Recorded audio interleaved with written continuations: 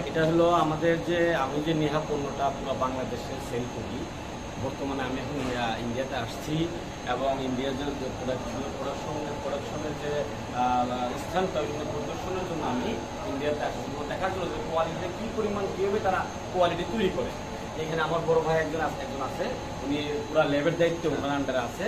কীভাবে একটা mulching film বা মালচিং পেপার কোয়ালিটিফুল পণ্য তৈরি করা যায় ল্যাব টেস্টের মাধ্যমে, তা উনার তত্ত্বাবধানে ওটা এখান থেকে সার্টিফিকেটের মাধ্যমে এখান থেকে ওটা বের হয়। দাদা কতটা ঠিক কিনা? না, এটা একদম ঠিক। আমি নিলয় ব্যানার্জি, হ্যাঁ, নেহা ইনফেক্স প্রাইভেট লিমিটেডের lab in charge plus total quality production প্রোডাকশনের ইনচার্জ মাঞ্চ ফিল্মের, এবং আমরা এখানে কোয়ালিটি প্রোডাক্ট তৈরি করি।